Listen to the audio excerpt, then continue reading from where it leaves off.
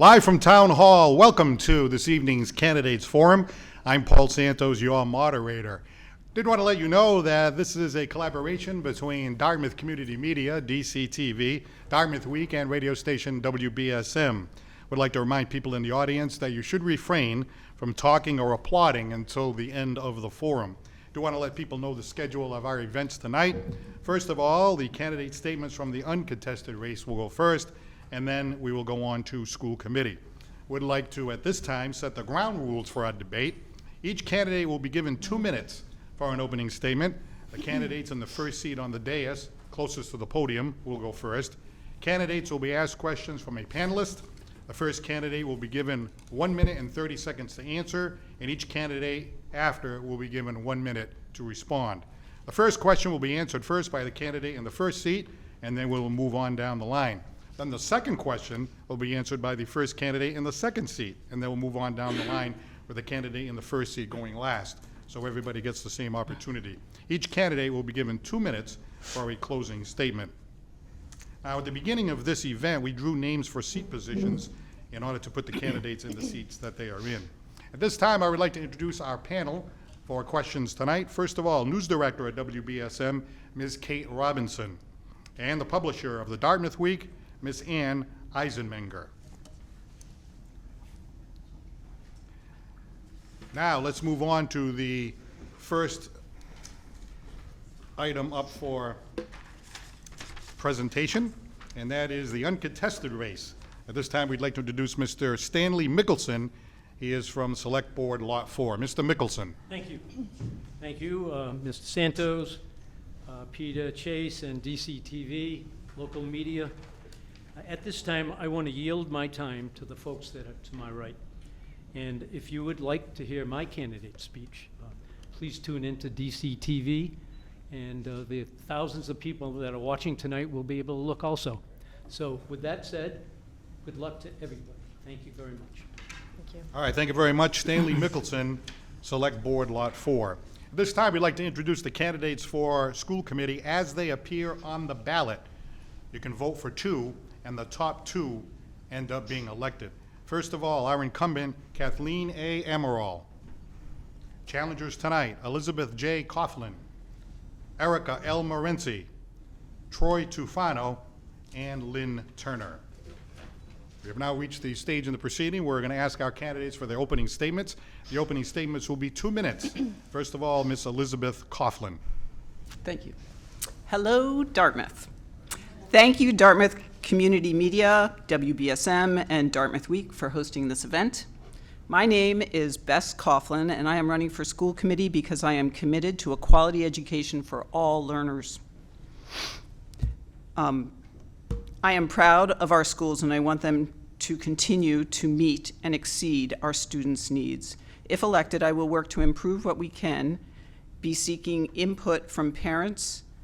I will seek input from educational professionals and community members. I will be listening, critically evaluating policies, and moving deliberately. In this way, we will ensure that all of our students continue to get a quality education in a safe and supportive environment that will prepare them for success in life. Critical to our students' ability to learn is their underlying well-being. We must strive to support and grow this for every student. By valuing mutual respect and equity, we enhance all students' well-being. By using source material from varying perspectives, we embrace diversity and hone critical thinking skills on bias and vantage point. We aim to be inclusive so that all may succeed. I have been a Dartmouth resident for over 25 years, 20 of which I worked at Sylvan Nursery. I graduated from Temple University in Philadelphia with a degree in geology. If elected, I will work for the betterment of all students through broad input and evaluation. Whether looking at policy or budget, I will put the goal of a quality education for all learners first, so that all will have the tools to be a productive citizen and have a fulfilling life. Thank you. Thank you, Ms. Coughlin. Next, Erica Morency. Hello, my name is Erica Morency. I do want to say I commend everybody who is on the school committee, past and present. It's countless hours and a lot of hard work of your time, and I truly respect you for that. So thank you, and thank you, DCTV. I've lived in Dartmouth almost 18 years with my husband, Victor. We have 2 children. Gabby is 9, Victor is 11, and they're in the school system. They're highly active in sports and camps and all kinds of activities around Dartmouth. I recently started to volunteer at the Council on Aging. I'm working on becoming a Towns member. It's just a good time for me to start getting involved in the community, which is why I'm running for school committee. I'm running for school committee to focus on the basics of teaching, learning, common sense solutions, and community outreach. We must prioritize our expenditures and ensure they're geared towards classroom needs, adequate staff compensation, and professional development that addresses our children's academic needs. I am committed to continue on honoring the tradition of our Dartmouth Pride Indian symbol. Also, I support continuing collaborating with the tribes that are still here and the schools. Thank you. Thank you. Next, Kathleen Amaral. Hello, everyone. My name is Kathleen Amaral. I am, this would be my 3rd term if I am reelected. I've always been committed to service. I carry this little booklet with me. I'm an overcommitter, admittedly, but I only commit to things that I know that I can make an impact, have an impact on. I'm deeply committed to this school department. I have been for years a collaborator, partnering with our schools, supporting our educators, and nothing brings me to that place than being a mom to 3 and one who relies on some comprehensive and intimate care needs and has received nothing but the best from those that have supported him over the years.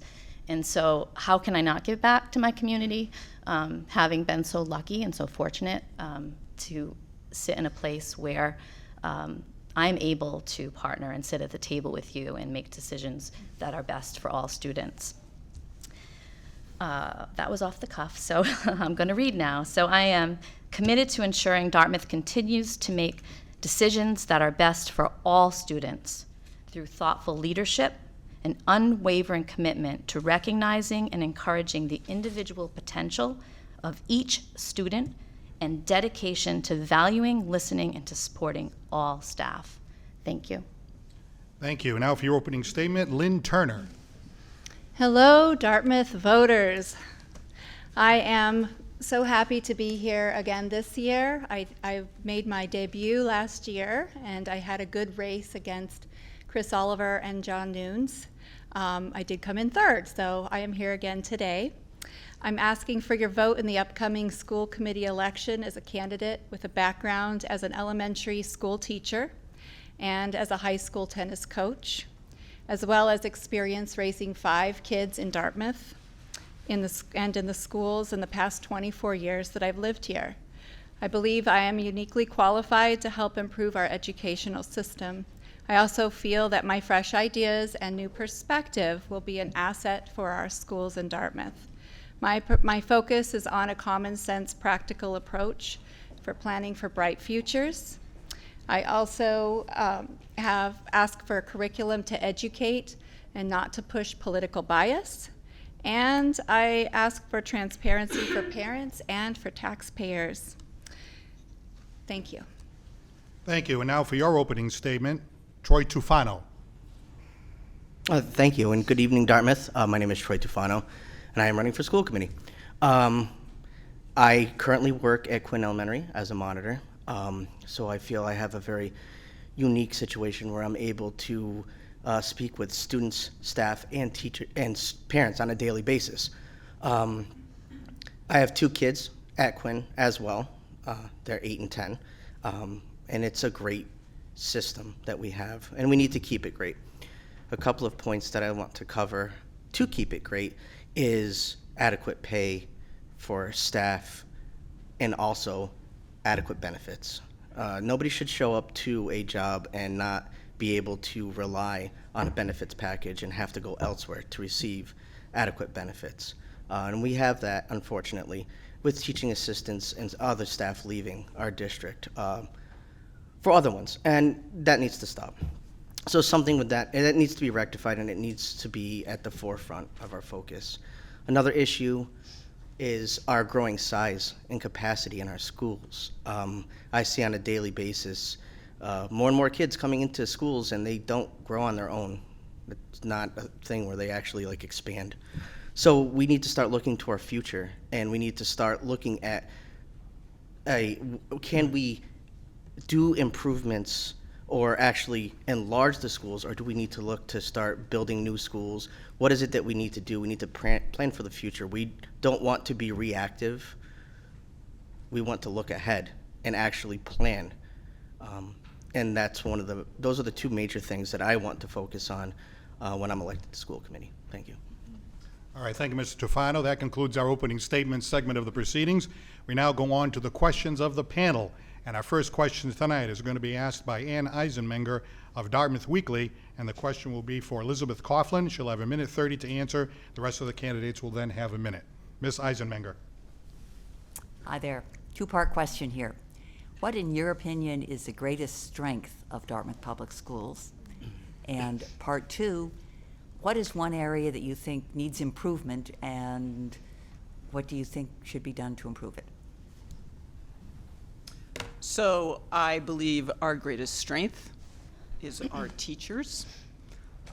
They are dedicated beyond what they are paid or compensated, I would say.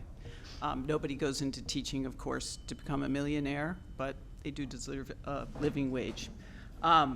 So they are our greatest asset. They take every student's needs into consideration in their classes, and that helps every student achieve as much as they can. And where we need to improve, I think we need, in the lower schools, I would love to have a little more emotional, mental health work support. I think we already have that in the high schools. And also, I would like to see civics education brought to Dartmouth schools. We would like all of our graduates to be voters and informed voters, and I think that that education is lacking at this point. All right, thank you. Let's see now, Erica Morency.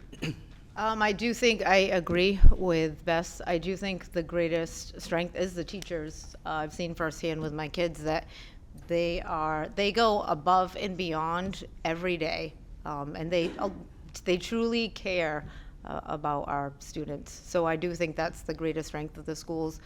I think the improvement, the improvement should be, again, supporting. I think we all support the teachers, but helping them with some of this insurance cost.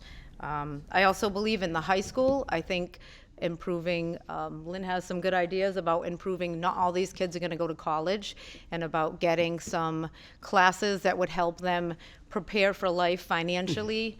I also think it would help to have, even if it's police or somebody, come in and talk about these scams, like help them prevent from getting scammed. I think that would be helpful for life, not just college. Thank you. Kathleen Amaral.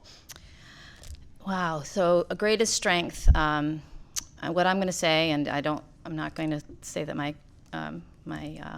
panel mates missed this on purpose, but I'm going to say all staff, just because we have some dedicated staff. Custodial staff are there after youth sports till like 10 o'clock at night. During events our CPAC organizes on a Sunday, we've got people volunteering, and they're, all hours and willing. Gosh, I got to get to my weaknesses here. So we're really lucky with the dedication that we have. As far as needs improvement, yes, mental health supports always can be improved upon. I think having a practice and a mindset that you're always looking to improve and not sort of being defensive about I'm trying to talk fast to get it all in. But also, I think some work around our early detection for students with learning disabilities and dyslexia in particular, I think that can be improved. And Time, please. Thank you. Lynn Turner. Okay, so I think our greatest strength is our dedication to excellence. Dartmouth is known for the best one of the greatest bands, the greatest sports. Our kids are involved in after-school activities. They take pride in their work, and the teachers are also dedicated to excellence, and they have a really good delivery of college-ready courses so that students can excel in their education. The areas that I think need improvement are, I think we do a really nice job with our kids that are ready for college or getting ready for college, and I think we do an excellent job addressing the needs of our special needs students. What I think gets lost at times is that middle group that does need to be looked at, and Time, I have please. proposed practical math. Thank you. Troy Torfano? As I said in the opening statement, our greatest asset is our staff, all across the board. And that needs to be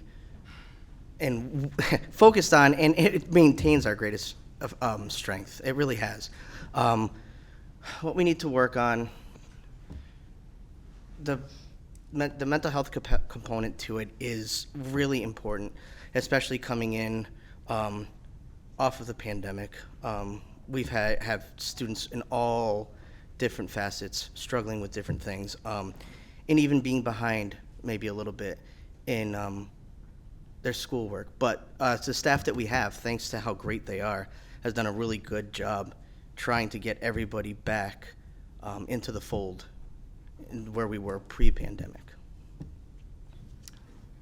All right, thank you. Let's go on to our second question now. It will be asked by WBSM's Kate Robinson, and it will be directed to Erica Morency.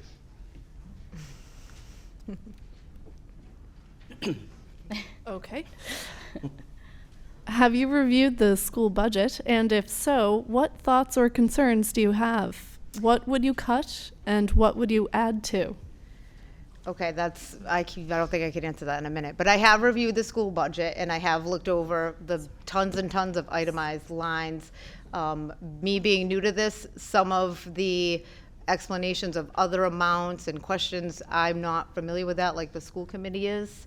I think that we could work on like using the grant money properly. Can we somehow make cuts somewhere to, again, prioritizing your expenditures on what to do. So I don't necessarily have a plan on, okay, because I'm not on the school committee yet, I still have a lot to learn. But in the budget, I understand the COVID funds are ending shortly, so they're gonna have to prepare, we're gonna have to prepare for that. So I think, again, trying to work around that and figure out where can we make cuts, where can we maximize our grant money, how can we get more money for these schools. All right, thank you. Kathleen Amaral. Yeah, could you repeat the question quickly? Just what I would. What thoughts or about- concerns do you have about the budget? What would you cut and what would you add to? It's a big budget, but you know, we've got folks in the room. We've got to be mindful about making choices that are in the best interest of the students in the classroom, and you know, our budget is quite transparent. We're very lucky that our current business and finance manager, assistant superintendent, acting superintendent is quite able to explain things. I think he does well with that in terms of like advocating for the asks. There is a lot in that budget once you know you get to digging into it, that unfunded requests that are, you've probably heard on the school committee us discussing that, you know, these are things that are not icing on the cake. These are necessary things, and you know, for 21st century learning, and to be a town that you know values education and values our people wanting to move in here, we've got to value what's best for students, and that. Time, please. Thank you. Lynn Turner. Okay, so for the school budget, again, I am also new to the school budget and what I would need to cut.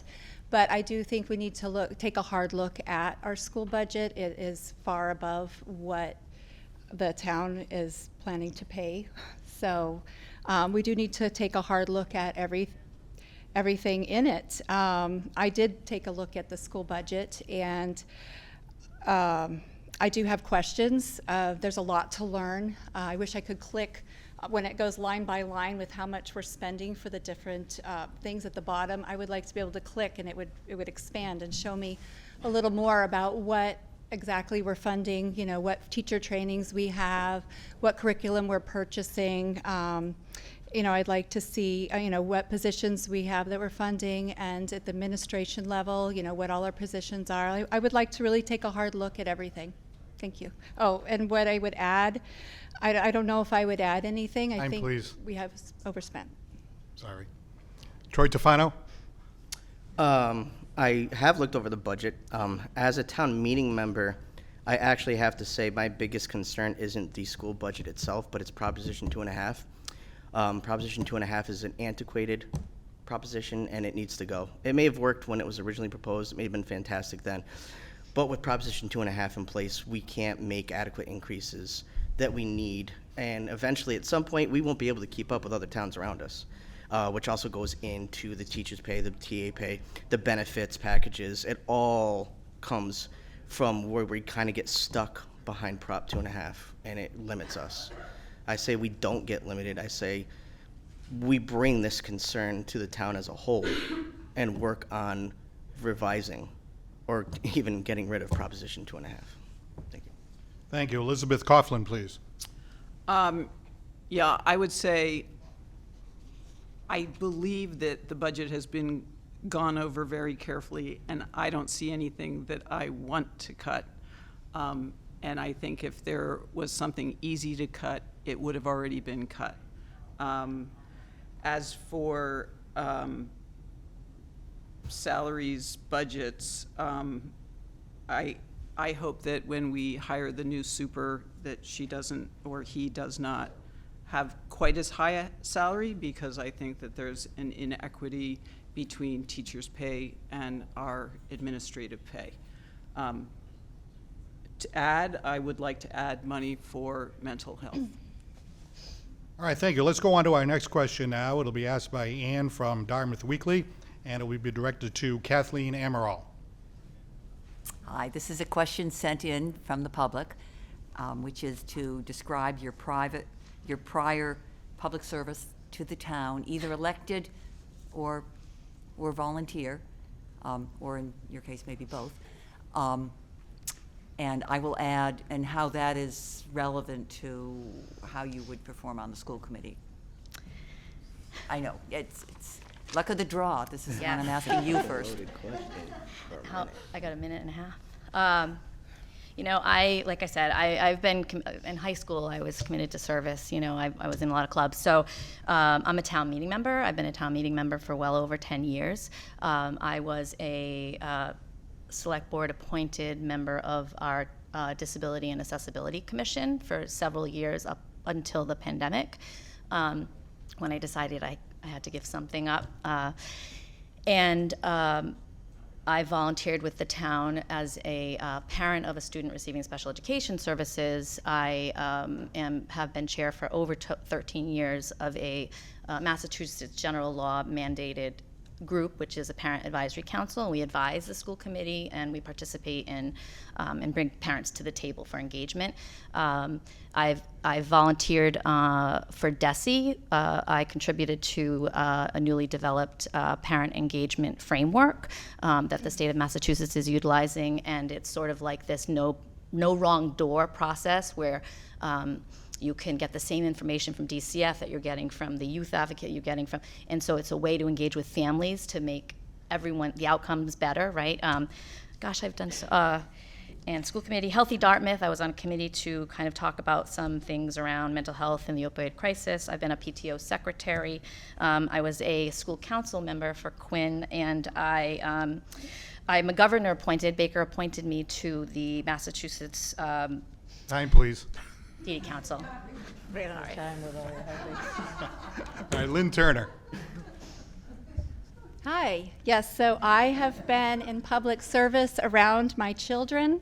I have helped with Take a Bow as a theater parent, which was a lot of work. I've been a soccer coach around my daughter for many years when she was at DYSA. I've been a Destination Imagination sponsor for middle schoolers who competed in Destination Imagination with improv. And with Boy Scouts when my son was young, I also did Boy Scout leading. And I'm also a secretary for our Rolling Hills Estates neighborhood. Thank you. Troy Tufano, please. Okay, so I'm a town meeting member. I was an employee for the Dartmouth Town Clerk's office for a few years, running the elections, doing voter registration, birth certificates, death certificates, marriage certificates, you name it. I did it. That was encompassed in the town clerk's position. I was the elected chairman of the Democratic Town Committee for 5 years. I was a youth fellowship director at the Congregational Church of South Dartmouth with my wife for years. And I currently work at Quinn as a recess monitor. I've done a lot. All right, thank you. Elizabeth Coughlin, please. It's a lot to follow. So I am a town meeting member, and I have been a volunteer at Fan Community Gardens, and I'm a board member there. And other than that, I don't think there's anything directly town-related, but I will say, not as a town meeting member, because that's not often an active position, but at Health and Community Gardens, I would say I am a collaborator and a hard worker. All right, thank you. Erica Morency, please. I have volunteered for my kids' theater. All summer long, I volunteer at Crapo. I'm at Paul Warner Fields. I'm working on becoming a towns member. I just started volunteering at the Council on Aging. I have volunteered doing people that have passed away for their funeral. I've done their hair because I used to be a hairdresser. I'm always looking and willing to help out when and where I can. And this has helped me respect and love being a part of this community, which is why I want to get on here and help out even more. All right, let's move on now to our fourth question of the evening. It'll be asked by Kate Robinson of WBSM, and it'll be directed to candidate Lynn Turner. How do you plan to get the new superintendent off to a good start, especially as most of the candidates, including you, would be new as well? Well, first of all, I would be very welcoming. I think it's very important to be welcoming to anyone that you deal with in life. And I would also let the person know that they're very valuable to our school and that we would like to collaborate with this person to make Dartmouth schools the greatest in the area. And I would like to spend my time getting to know the new superintendent as well. And I would look forward to it. Thank you. All right, Troy Tufano, please. I would, at first, introduce myself to the superintendent, and I would ask the superintendent what their goals were to achieve in the district and what tools that they thought they needed to be able to achieve that, and then work towards helping the superintendent achieve those goals. Hopefully, the superintendent would have an open mind to creating new programs and stuff like that, and I would love to help with said programs or whatever the superintendent needs. All right, Elizabeth Coughlin. First, I think I would tell them all my favorite things about Dartmouth, where they should go for walks, where they should eat, maybe even have them over to dinner. I don't know. I will welcome them with open arms. And second, that I am available for questions, not that I would know a lot starting out, as we would both be starting out, but open to communication and working together on any issues that may be before us. All right, Erica Morency, please.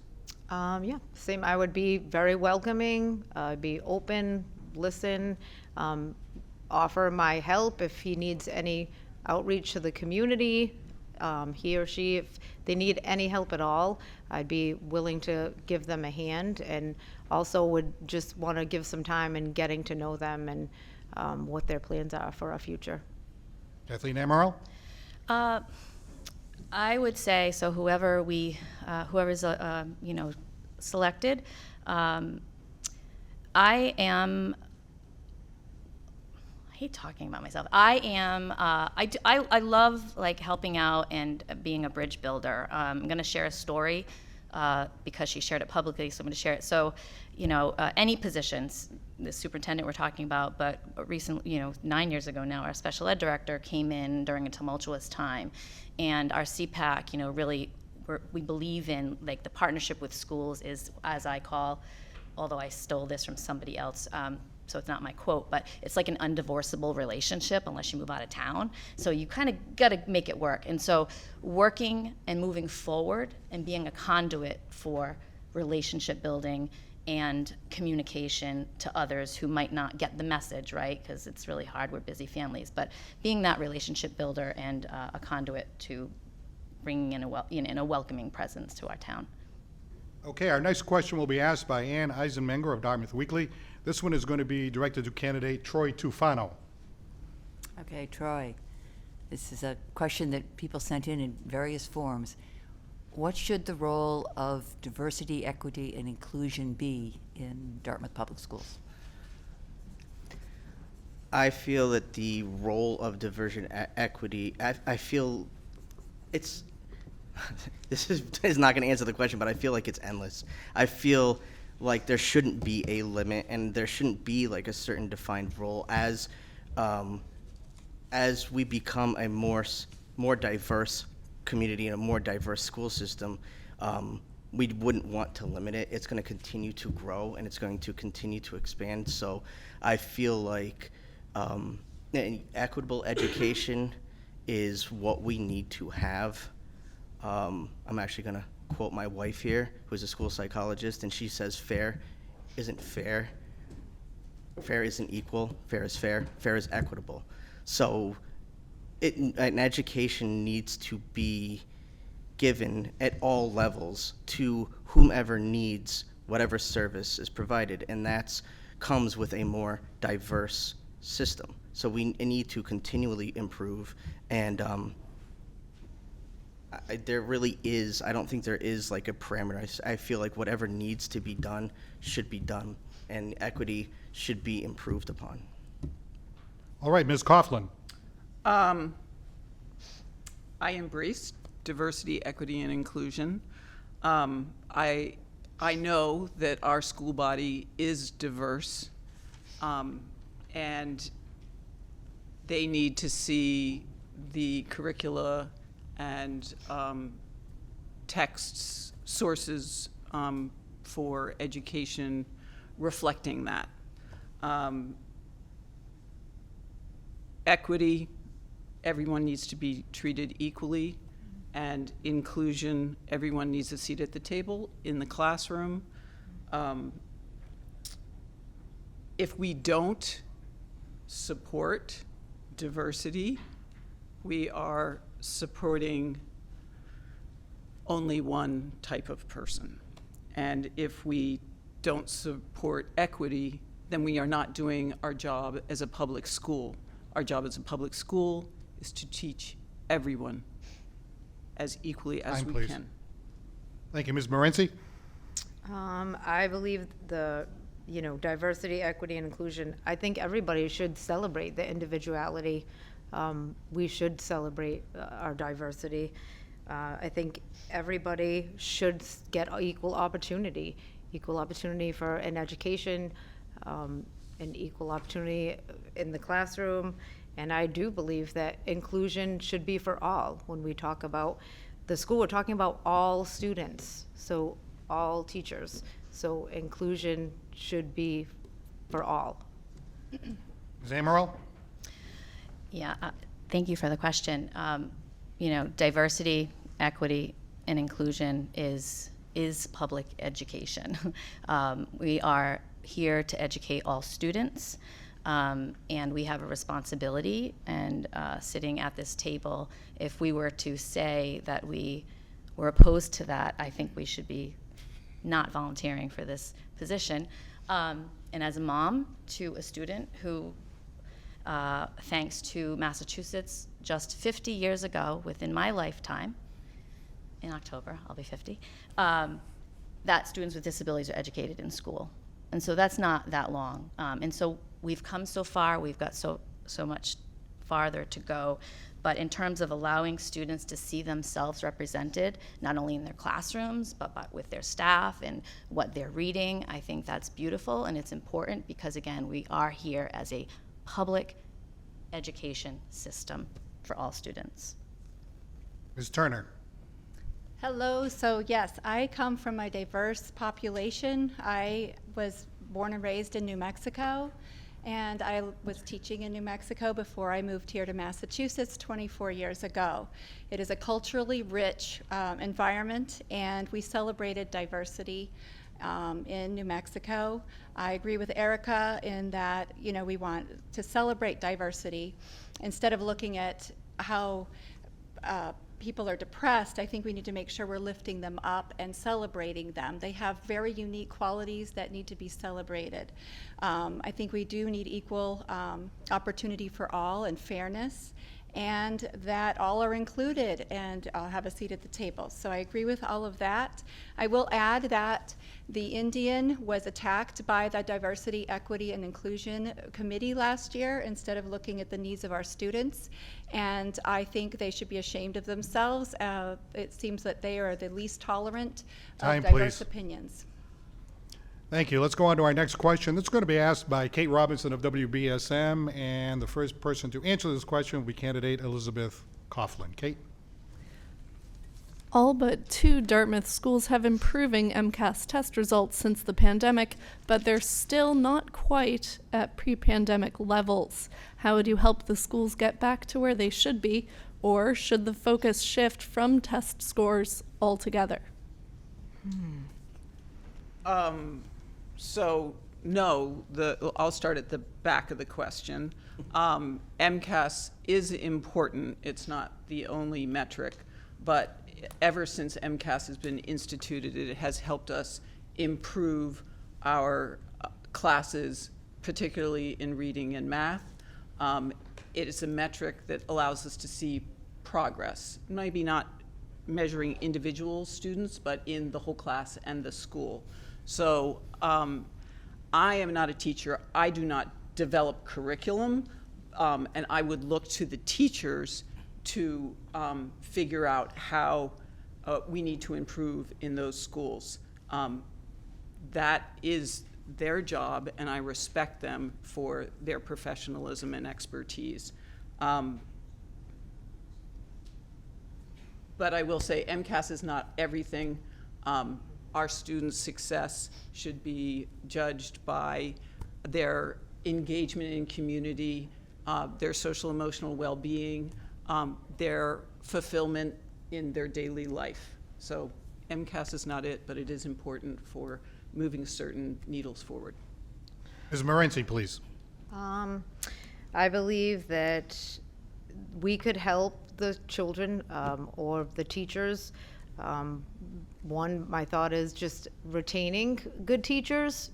If these good teachers are leaving, we need to retain them so we're not throwing new teachers in every other year. Could there be tutoring? Could there be tutoring during school? Could there be tutoring after school? I know some of the teachers do stay. I feel like there should be some kind of extra help for students that need it. My son has an IEP, so that's helped him achieve better stuff.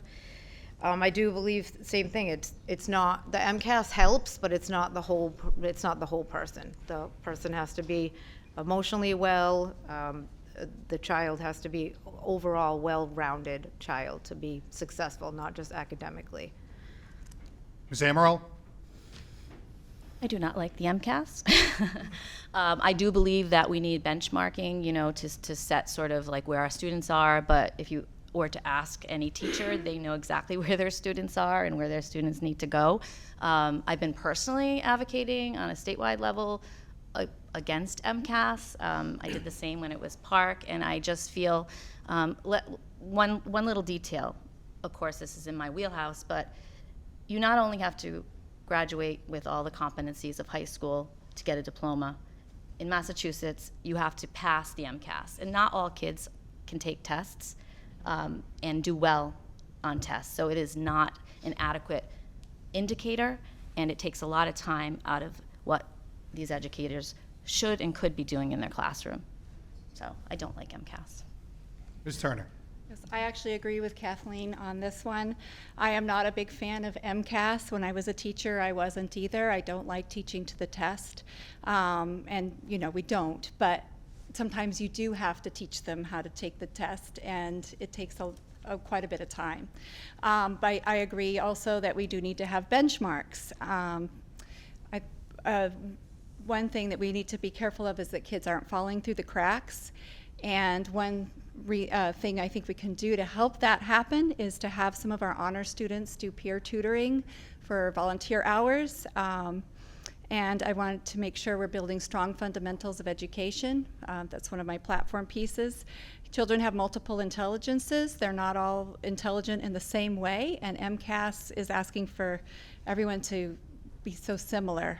So I think we should celebrate diversity with intelligence as well. Okay, Mr. Trufano. I also do not support the MCAS.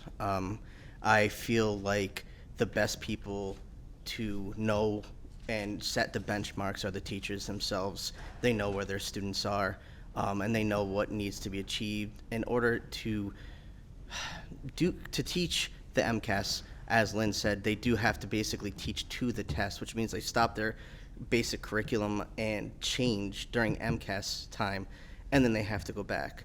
That can throw teachers off, that throws students off, and it doesn't really help where we are now with students needing to improve coming off of pandemic time.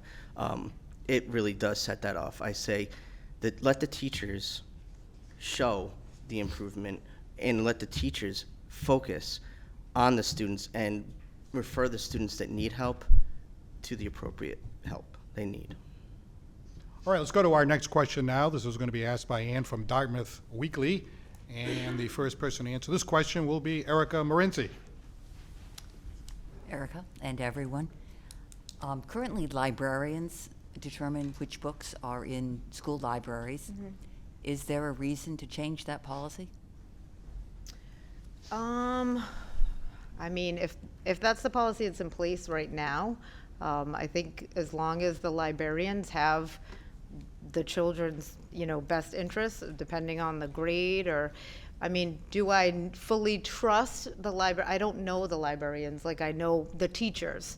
I've never met our school librarian. She's actually new. So I can't say I trust whatever she's going to pick. I don't know her to trust her. I would assume that if she has grade 3, she's going to suggest books that are appropriate for grade 3 and not, a sexually explicit novel that, I wouldn't think it would be in the library anyway. So that's the policy that's been in place, and as long as they use their discretion with like the grade level and the appropriate language and subjects, I don't see that as a problem. All right, Ms. Amaral. I believe in having a mindset of trust and of embracing, those that you put in place. I do trust our librarians. Our district does have policies they adopted from the American Library Association.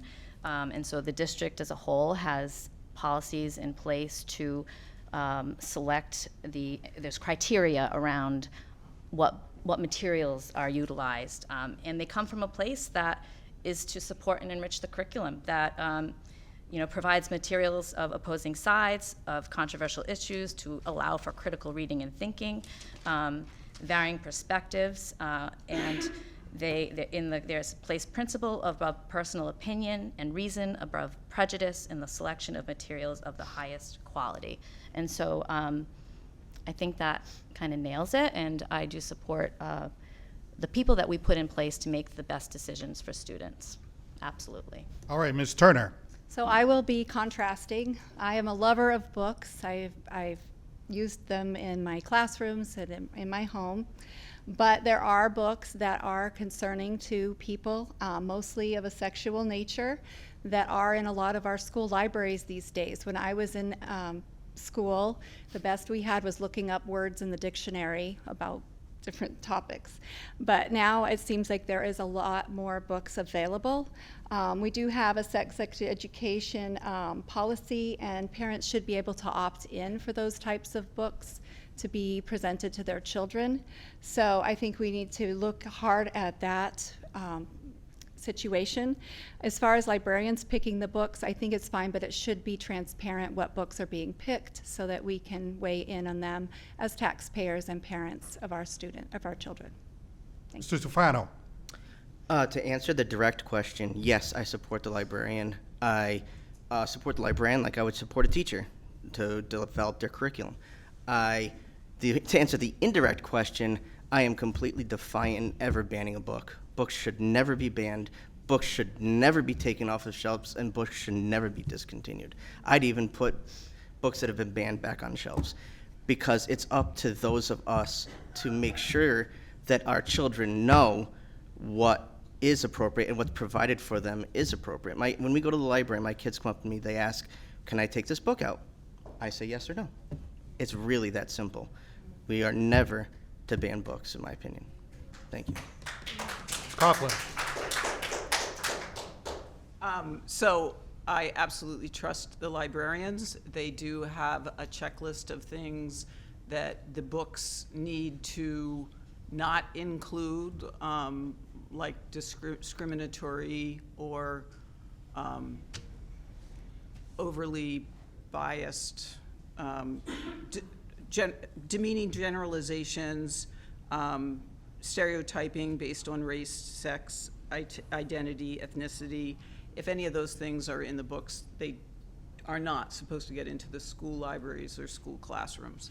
I trust the librarians to choose. I think it's so nice that we have books that we can find to answer our questions rather than just the dictionary.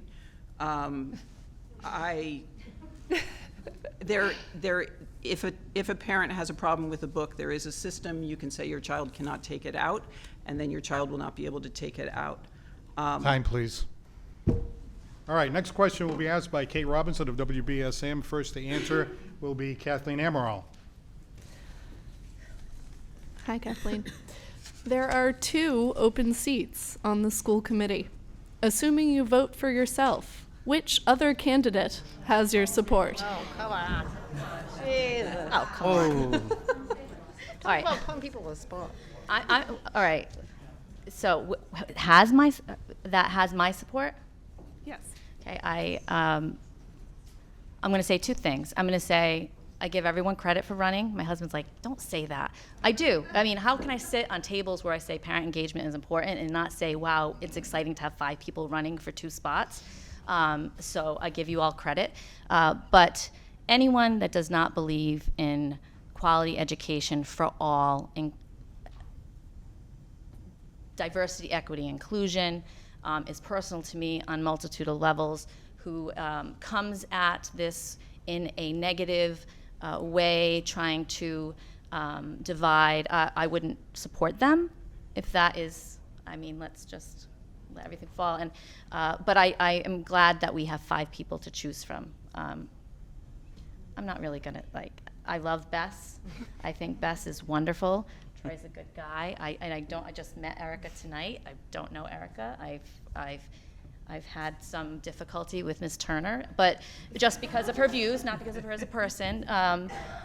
Sitting school committee member and receiving some emails from her in the past. They're just concerning, but I'm just glad that we're in a place where we can have 5 people volunteer their time to service as part of the school committee. All right, thank you. Lynn Turner, please. Question. Okay, well, I will return the favor that I am concerned about Kathleen Amaral. The school committee kept our kids in masks for a year after Governor Baker lifted the mask mandate. And I was one of those parents writing letters, and those are the red letters that she is referring to. I feel that diversity, equity, inclusion was off base with how they approached the attack on the Dartmouth Indian. And they didn't even invite the Indians into, or the Wampanoags to come, our local tribe, to come in and present their desire to keep the Dartmouth Indian symbol. And it was designed by them, and I was very critical of that diversity, equity, and inclusion committee that wasn't called diversity, equity, and inclusion because it was under a guise of, I think it was equality and diversity. Time, please. All right, Troy Tufano. To answer the question, yes, I plan on voting for myself. Just to make that clear to everybody, I plan on voting for myself. As far as beyond that, I agree with Kathleen and what she said about being so glad that there's 5 people interested in this community that are willing to invest their time and energy into making our schools a better place. All right, Elizabeth Coughlin. Yes, I applaud everyone for running. No easy thing, and I'm glad that so many people support our children. I would support Kathleen Amaral. Erica Morenzi. Yeah, I think I agree with something that each person has said. I mean, I don't disagree with things that anybody has said so far. I just met Lynn not long ago. I just met Kathleen today. I don't know Beth. I just met her. I know Troy. Our kids go to school together. He's a nice man, great dad. I don't know. I think our town is very lucky to have us running. I think we're all really great candidates and really great people, and we all have something to add to the table. So if you asked me today to pick besides myself, I really couldn't. Okay, thank you. Let's see what the next question will bring us. Ann Eisenmenger from Dartmouth Weekly, and this question is going to be asked to Lynn Turner. Lynn, what role should parents play in determining the content of their children's education?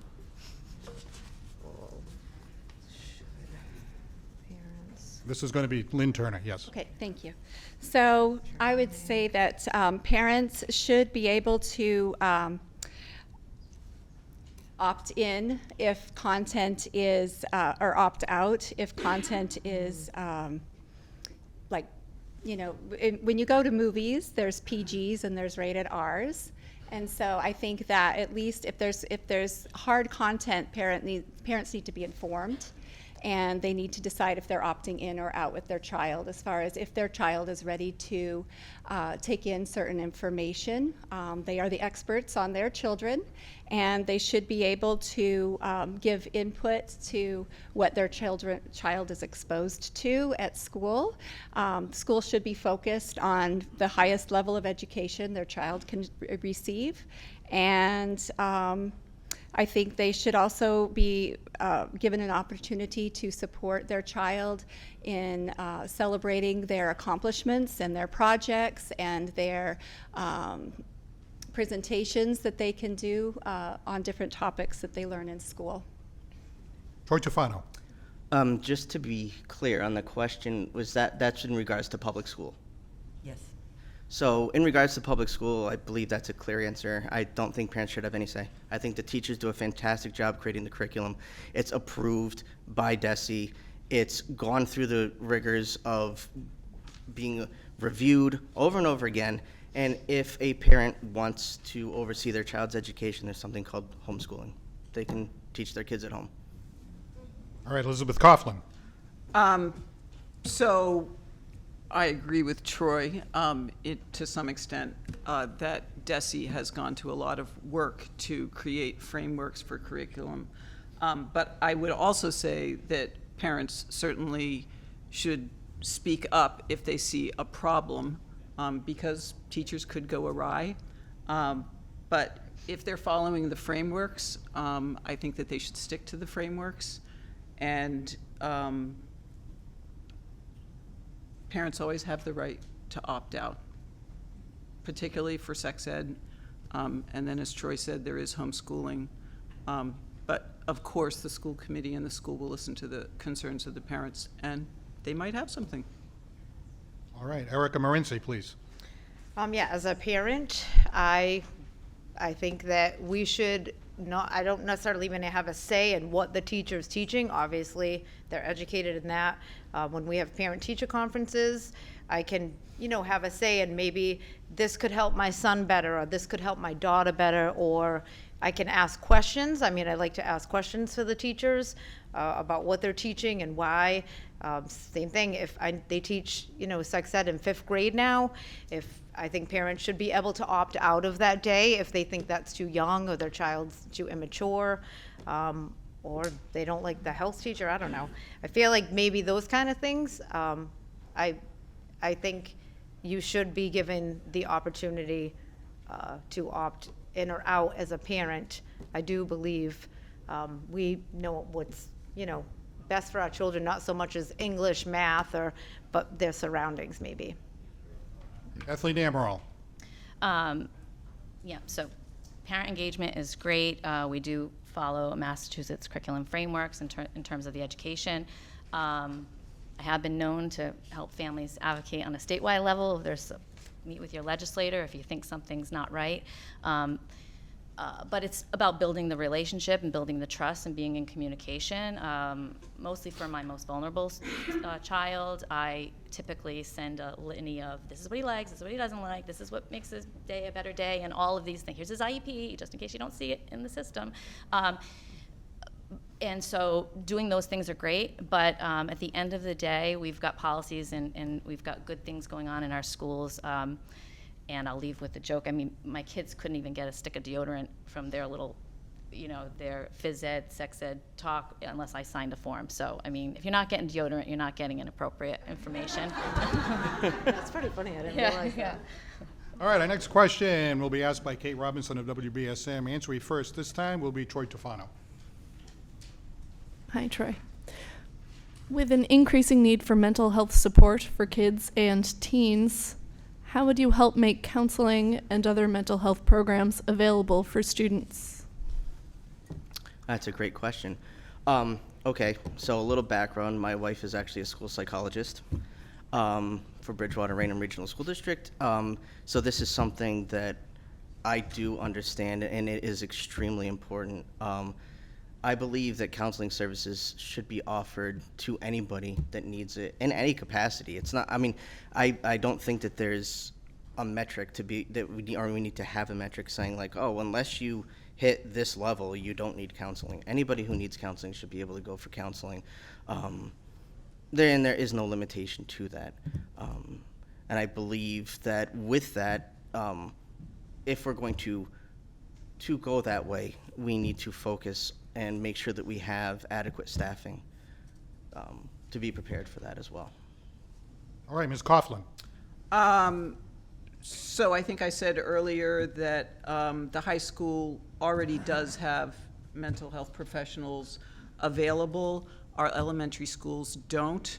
I don't know how, but I would like to find the funding for mental health professionals in our lower grades. If you're not set up going into high school, it's going to be worse. So let's catch them when they're young. If there's problems at home, if there's just problems endemic to the child, we need to get right on top of them so that the child can thrive. So unfortunately, it means more money. If we don't have more money, we need to have referral services to outside help. We have a need to have those referrals readily available, and if funding is needed for it, we need to figure out that for the parents, how they apply for it. Ms. Morency. I would like to help students by, again, maximizing like their guidance counselors. Hopefully we can get, if there isn't already in place, some peer support groups for middle school and high school students. And for the elementary students, some kind of, if there can't be counselors, we all know that, especially some of the teachers, some of these kids do not get what they need at home. And if they're looking for in other ways at school, then we need to help those children, again, get services, whether they can talk to someone, ask for help, have, again, peer groups, so friends can maybe, tell a teacher if, I talked to so-and-so and he's not doing really good today, he said this. So if we can set up some kind of peer support groups, so these kids sometimes feel safer talking to their friends than an adult. Ms. Amaral. Yeah, connecting to good resources and helping students with their mental health and developmental needs is really close to home for me. And it's really important that we keep a laser focus on improvements. We've made great improvements. I've been on the committee 2 terms, so in 6 years we've built upon some good supports in the high school. My daughter was a 2020 senior in 2020, and I was able to really, the staff at the high school really helped her get out of bed. And so they're doing some good work, but they can't do it alone, and we can always use more. I advocate for that strongly because essentially when you have a student who is just dysregulated or undiagnosed, underserved, that really impacts the classroom. It impacts the teacher's ability to, to teach, Time, and please. it's a lot. Thank you. Ms. Turner. Okay, so for mental health and the availability to the students, I do believe we have some availability in elementary level. At Quinn Elementary, we have Kelly Bloom, who ran support groups for students that were needing extra support. She also ran a Kindness Counts campaign, and I believe other schools have that kind of support as well. At the middle school, we also have wonderful guidance counselors, and at the high school, we have guidance counselors as well. I think that we do need to utilize them for our students that are not, or that are depressed from like pandemic trauma and other traumas in their lives. It's a real thing, and students are struggling in a lot of areas, and we do need to pay attention to them. They need to feel welcomed, and they need to feel valued, and we also need to work with our peer groups to make sure that they are welcoming their peers and valuing their peers. Time, please. Thank you. Okay, let's go to our next question now. This one will be asked by Ann Eisenmenger of Dartmouth Weekly. First to answer this time is going to be Elizabeth Coughlin. Okay, bit of a long question. I'm old enough to remember when every boy in Massachusetts public schools, I think it was in the 8th grade, had to take a semester of electrical shop and a semester of woodworking, and girls had to take a semester of cooking and a semester of sewing. In 2023, what non-academic life skills should schools be teaching to prepare students for the world of 2023 and way beyond? Well, in some ways it hasn't changed. I think all our students should know how to cook. Maybe not sew, but a button would be a good idea. And shop is still not a bad idea. Non-academic skills,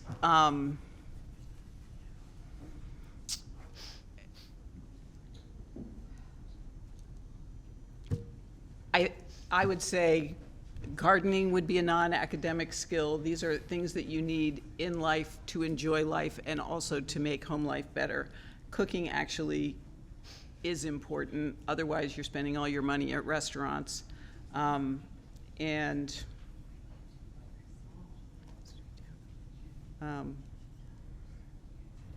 think all the sports that we do are also essential in teaching motor coordination and building relationships with our fellow students.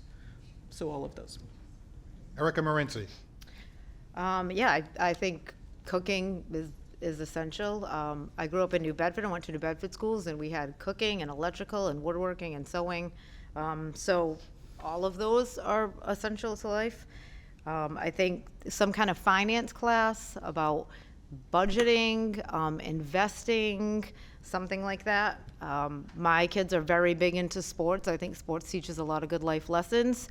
My daughter's also in theater. I think that anything that can be a group, whether it's like robotics or tech is like a big opportunity to get into.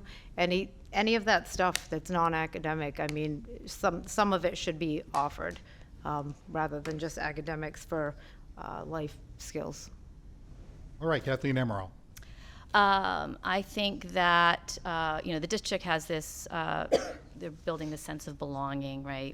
I think that's very important. I just jotted down a few words that come to mind that I think are critical, that I do believe we're working on and we can continue to build upon in our project-based learning and allowing students to really rise to the occasion with their own individual interest and skill set.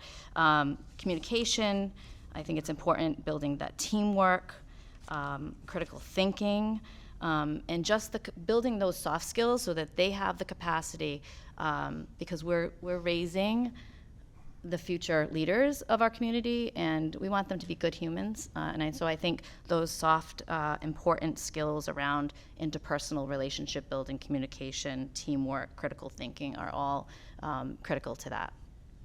All right, Lynn Turner. Hi, so I'm running as a practical common sense candidate. I do appreciate the hands-on activities that you were afforded when you were in school of shop, woodworking, cooking, and sewing. They're all still valuable skills. If we could offer those, that would be nice. I wouldn't delineate between boys and girls. I would let boys and girls take any of those activities that they so choose.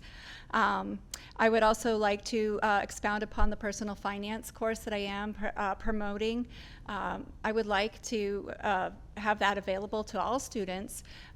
We do have a personal finance as an elective for half a credit, but what I'm proposing is a full year of practical math, including personal finance skills. I also think that we might include STEM into that, so which includes a lot of critical thinking, and it would give them a lot of skills to face life after high school. Okay, Troy Tufano. I actually agree with what Lynn just said about offering those classes, but to anybody that wants to take them, not have it limited to boys or girls in this section or whatever else, but anybody that wants to take them. I do agree with the financing too, balancing, not that we really balance checkbooks, but making sure that we can actually track and follow accounts. When I was looking to buy my first house here in Massachusetts, I took the real estate course. Not to get a license in real estate, but just to learn the ins and outs and what's actually happening. And so when things are being explained to me and I'm sitting at a table in front of lawyers and they start throwing papers at me, I actually kind of get a gist of what's happening. So something like that would be beneficial too. Anything practical like that.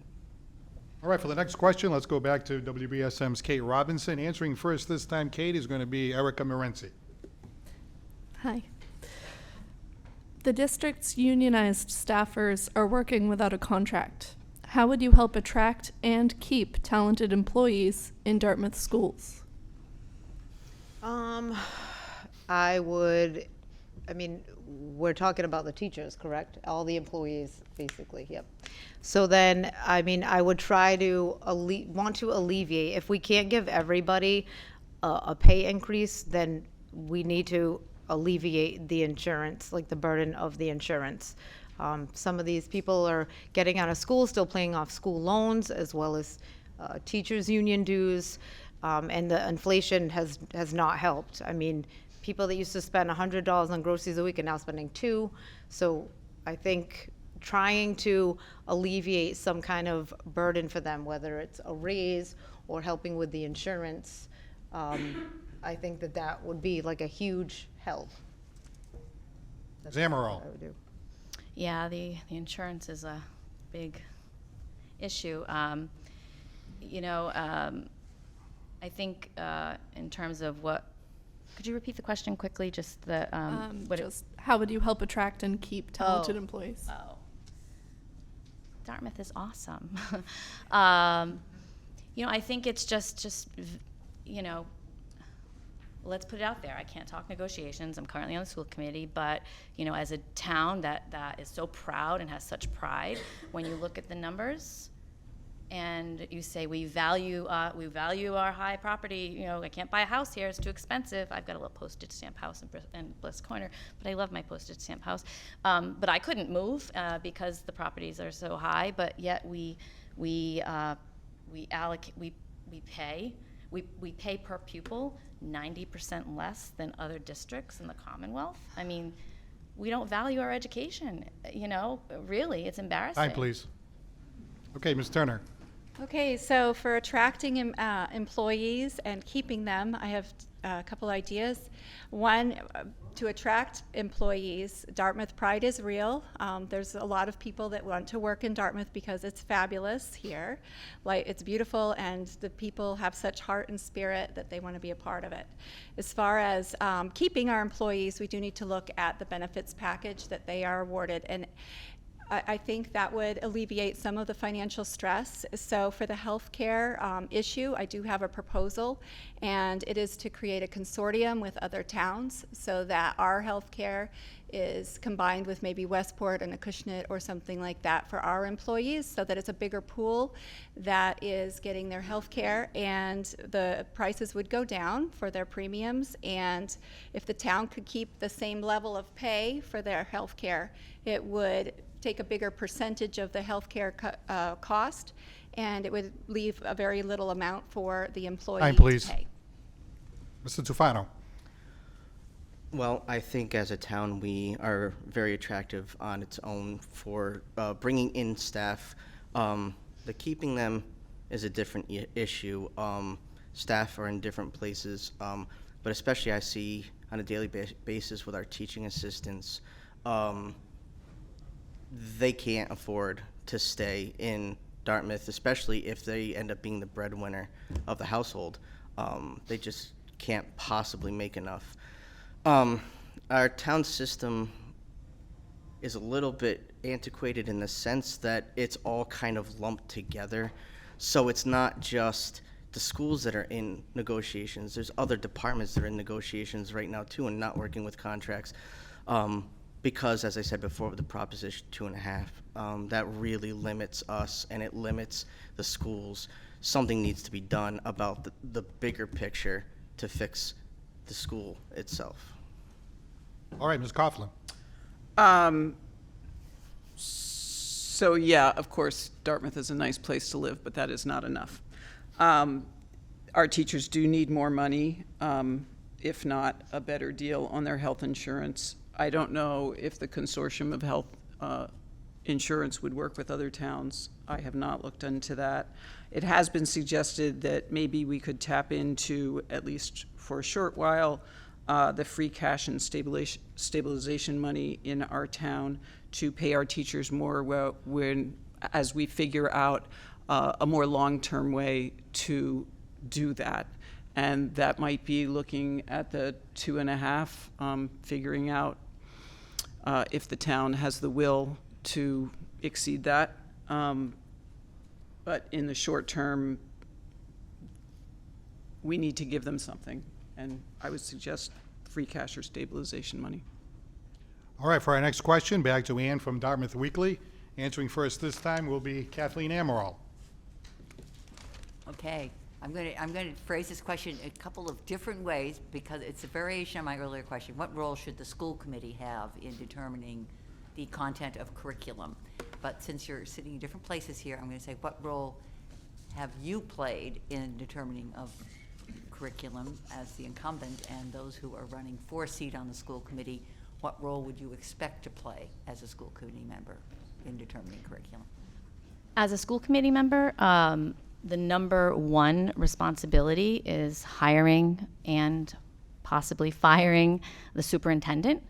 And in that is a process, which we're going through right now, in which you really are delving into candidates and selecting based on what's important to you. So you want someone who's going to have students front and center relation. I want somebody that's a relationship builder, that's in the buildings, that puts their, walks in the shoes of our educators and our children, and can wear the many hats.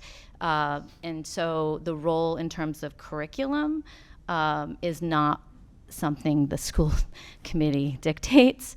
Massachusetts, we abide by the curriculum frameworks, and the school committee, as fun and exciting it is to volunteer on this board, we have a very limited scope in law, which is the superintendent and policies. So that's above my certain pay grade for sure. All things front and center that focus on the well-being of students, of all different levels of accomplishment and ability, is what's most important, and we want to put a leader in who will then implement things with Time, their please. staff. Lynn Okay. Turner. Thank you. So, with a background in teaching, I'm very familiar with curriculum, and I love curriculum. I'm drawn to curriculum. I am interested in the curriculum. I will be looking at it. I think that it's a very important piece of our schools, and I understand it. I would like to work collaboratively with our staff and our superintendent to make Dartmouth the best school for our children that we can. Thank you. All right, Troy Travano. I think that Kathleen being on the board already kind of summed it up. There's not really a direct impact that the board can have on curriculum. So the most important component for the school committee is to make sure that a good supporting superintendent is there to get the rest of the staff in place to be able to implement the curriculum as designated by the state. All right, Elizabeth Coughlin, please.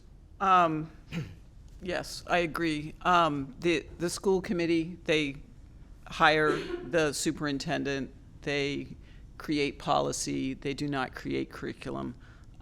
So we support our teachers in how they implement the curriculum. And yes, we want a superintendent who is capable of carrying that out with them. Erica Morency. Yes, I mean, I basically agree with everyone. I think the superintendent is in charge of that. I think the school committee, as long as, it's anything that's gonna benefit the children's, like, mentally, physically, academically, something that's gonna benefit them, which most of it probably is, then I think that we should, just let the superintendent. Obviously, if it's something that's a lot of people, something that people rally, then the superintendent, I would think, would take care of it. All right, thank you. Let's go to our next question now. WBSM's Kate Robinson has this one. First to answer will be Lynn Turner. Hi, Lynn. How would you balance your political views with working with fellow committee members, staff, or parents who differ? Well, we have to have respect for each other and have robust debates. It's important to have diverse views on a school committee because we have diverse thoughts in our community.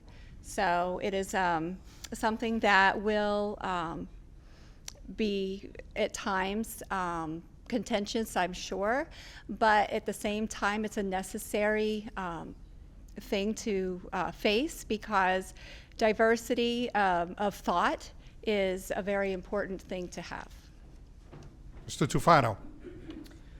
Well, I don't feel like I could actually say that I would do that I would not let my political bias or my political affiliation or whatever be of impact, but I would do everything in my power to approach situations and circumstances with an as unbiased approach as I possibly could, looking at all the facts, all the parameters, and all the details that are in front of us, to give not just a detailed response, but an informed response in all capacity. I think that's really important. And having a diverse committee is good because we can look at all perspectives, as Lynn said. We can look at it from all different angles rather than, just a one-sided. All right, Elizabeth Coughlin? Yeah, I also agree. It would be great to have diverse views on the school committee. We are all unified, or we will be all unified in a quality education for every child. So if there's different views on how to get there, let's listen to them. Let's talk about it. Let's debate about it. We want the best thing for the children. Maybe my idea isn't the best. I will listen, and if your idea is better, let's go with it. Erica Morenzi? Yeah, I mean, my political views, I feel, shouldn't have anything to do with my personal views. It shouldn't have anything to do with students and the people that work for the school. This is about people and education, and I feel like I would keep that out of it. I agree with everyone. You have to have diverse people on a board, because if everybody is content and just everyone's the same and comfortable, then no one's ever going to grow. And you cannot grow without difficult conversations. I'm not talking about changing each other's mind. I mean, just listening and hearing other people's views. Again, if everybody is the same, you can't grow, and we need this community to keep growing. So I'm all for everybody being different. Kathleen Amaral?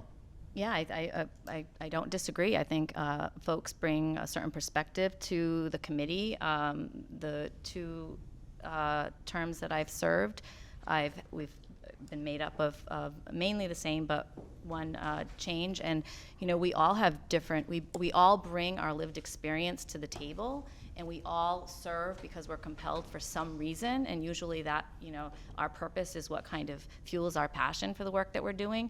And so those conversations over the last 6 years have been difficult. You talk about the contentious one. It's myself. I ultimately, no matter, you vote based on thinking about what everyone is saying. Oftentimes my husband will say, how do you feel about a certain, I'm not saying, I'm still thinking it through. And so sometimes you don't know until I get in front of the microphone how I'm going to respond. But diverse views are how we get to the best answers. All right, let's go to the final question of the night, and I'm going to be delivering this one. And answering first will be Troy Tofano. The Dartmouth High School principal, Mr. Ryan Shea, created a new motto at the high school this year, which says, One Dartmouth. What does this motto mean to you? And do you feel this motto should be expanded to the entire Dartmouth school system? One Dartmouth. It means a united community, a united front in educating our students, giving the staff what they need to succeed, and preparing for the future in the best way possible, but all working together for that goal and the same goal. And I would agree with it. I mean, there are other really great sayings and slogans in the other schools as well that I don't think should go, but yeah, that could definitely and would definitely be a great message to send out to everybody as one big united community. All right, Ms. Coughlin. Yeah, I think it's a great motto, somewhat like E pluribus unum, out of many, one, from a diverse our diverse student body. We are all focused on one thing, and that is education and making every student be the best person they can to be able to be a productive citizen and fulfilled in their life. So I would be happy to have it for all of the schools. I think it's a great ideal. It's the ideal we have for our country. All right, Ms. Morenzi. I agree as well. I think it is one. As a community, we all know when, unfortunately, catastrophes happen and people come together and, you know, work together, then you can really accomplish some great things. And I mean, in sports, there's no I in team. A lot of sports, you can't win by yourself. You need to do it together. And I think that that's a sense of community. And we should, if we can all work together, all be kind to each other, all love one another and respect each other's differences, and we can all, you know, keep this community great and moving forward. Ms. Amaro.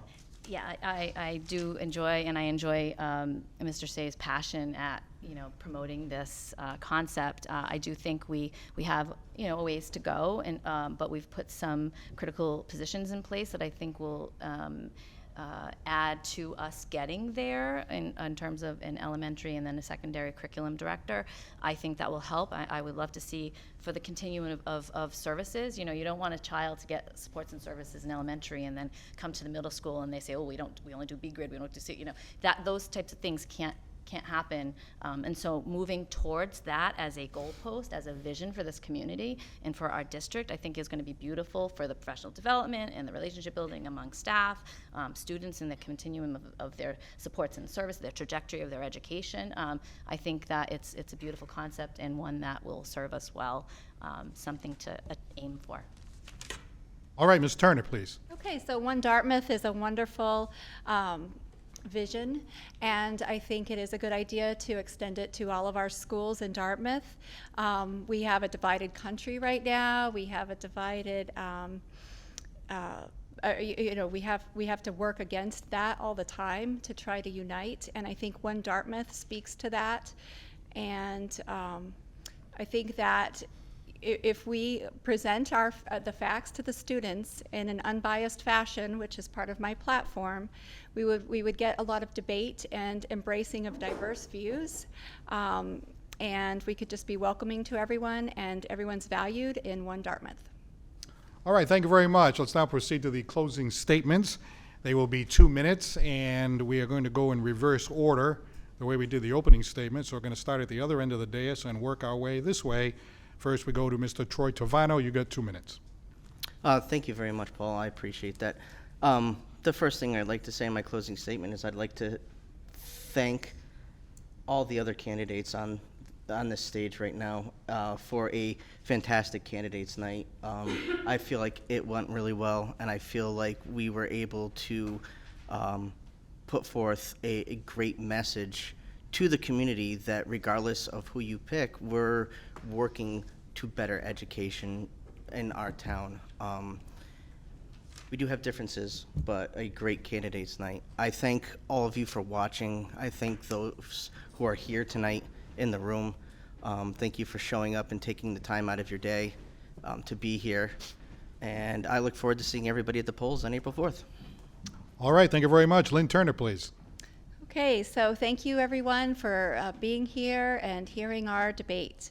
I would like to ask for your vote at votelynturner.org for my website. I'm running for the school committee election on April 4th, and my platform is planning for bright futures. I would like us to consider having alumni come in and share how they have made their future bright with our students so that they can have a vision for their futures as well. I would like for our curriculum to educate and be unbiased so that students can learn to critical think for themselves and use their own thoughts in the way that they position themselves. I do promote a website called allsides.com, and it looks at a left-leaning viewpoint, a right-leaning viewpoint, and a central viewpoint. And that is an excellent springboard for upper-level students to debate and come think about how they feel about different topics. I promote transparency for parents and taxpayers so that they can see what their children are doing when they are at school and what our finances are funding in our town. And I would like to also state that I am for, if we were going to be able to increase funds for our staff, I would like us to look first at the TAs and the secretaries. And as far as curriculum, I am a creative thinker and a practical thinker and a common sense thinker. And I am willing to look at anything to make our schools great. I am not trying to dictate our curriculum, but I would like to see what we are doing in our schools, and I would support our superintendent leading that charge. Thank you. All right, thank you. Kathleen Amaral, please. I don't have a platform. Sorry. I enjoy being part of the solution. I love our school department. Not going to cry. I believe that over the last 6 years, more than 6 years, that I have proven myself to be open-minded, to be thoughtful in my decision-making, to be an advocate for our families and our educators. And I believe that I've proven that in the work that I have done thus far. I ask for your vote on April 4th. I ask you to vote for Kathleen Amaral. But if you don't, I'm not going anywhere because I am deeply committed to the well-being of the students, all students in this town. But I do ask for your vote on April 4th. Thank you. Erica Morency, please. I love living in Dartmouth. I love raising my kids here. It's a safe place. And I just want it to continue to thrive and help everybody succeed here. I'm passionate and committed. I'm determined to help in Dartmouth schools to get to where they need to be. I support all teachers, assistants, paras, secretary, basically all who work with our children every day, most of the year. There's got to be a way. There has to be a way to help these teachers and TAs, because if we say students first, we are, but you also have to say we have to retain these teachers. We have wonderful teachers. We have to retain them if we're students first. Students first and teachers in the same sentence. So there's got to be a way we can do it without raising taxpayers' money. We owe it to them, we owe it to our community, and we owe it to the children. So again, I also support the Indian logo and the collaborations. Today is actually the 50th anniversary of Clyde doing his revision that he did in 1973. I don't know, I feel like we need a fresh face and a fresh start. We need to, academically help these students achieve. I support our educators' budgeting priorities, equal treatment and opportunity for all. So I just ask for your vote on April 4th. Thank you. And Elizabeth Coughlin. Thank you all for listening tonight. I stand with the students. I also stand with the teachers, and I hope that we can figure out a way to make you happy. Our public schools are tasked with providing an education for all of our youth, and it is important that we acknowledge, support, and teach to the diversity of our student body. We are a great school department, and that's not to say that we should be complacent. We need to work harder. We need to do more for our students. We need to regain what we've lost through the pandemic. We need to support the students emotionally, socially. I will work for every student to make their education and experience better, and I will work collaboratively with the school committee. I will work alongside the superintendent. Our students are our future. All right, I'd like to take this opportunity to thank each and every one of our candidates for participating here tonight, and to you who came out, and to you watching at home. I would like to remind you that the election is Tuesday, April the 4th of 2023. The polls open from 9 a.m., close at 8 p.m. The final day to register to vote in the elections is this coming Saturday, which is March the 25th, and the town's clerk's office will be open on Saturday from 9 a.m. to 5 p.m. Absentee voting is available if you cannot make it to the polls on Election Day.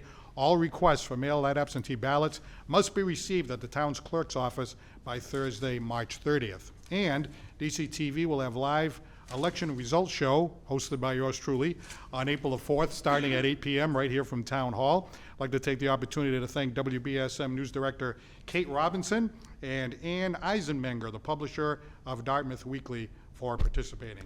Thank you all for coming. Have a safe ride home and have a great night.